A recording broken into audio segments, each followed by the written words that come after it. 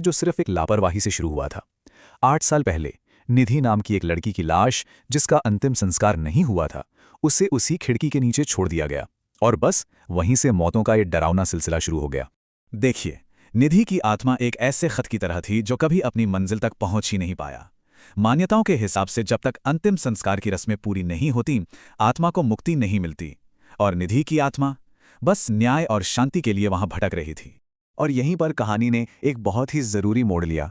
Doctor Prachi ने उस आत्मा से लड़ने या उसे भगाने के बजाय उसके दर्द को समझने और उसे शांति दिलाने का फैसला किया। ये विज्ञान और सहानुभूति का एक कमाल का मेल था। उनकी योजना बिल्कुल साफ थी, 4 कदमों वाली।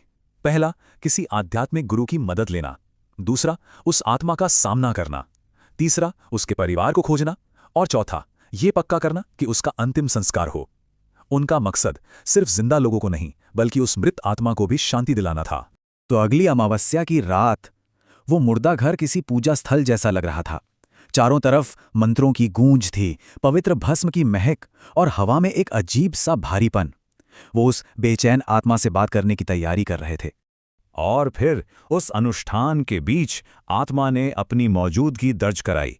उसने अपना दर्द बताया, एक ऐसा दर्द जो 8 सालों से अनसुना था।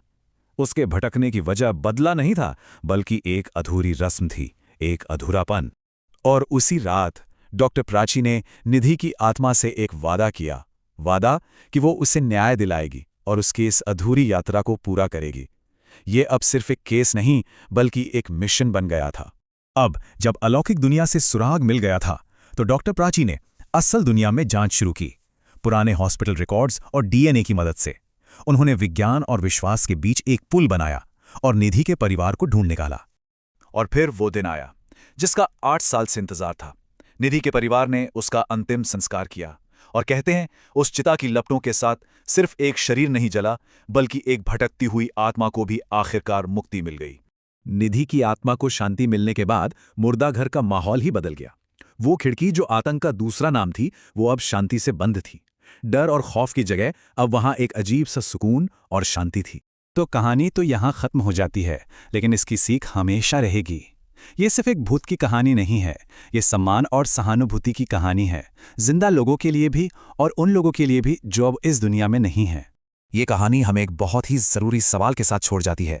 हमारे आसपास ऐसी कितनी अनसुनी चीखें हैं जो आज भी बस किसी के सुनने का इंतजार कर रही हैं।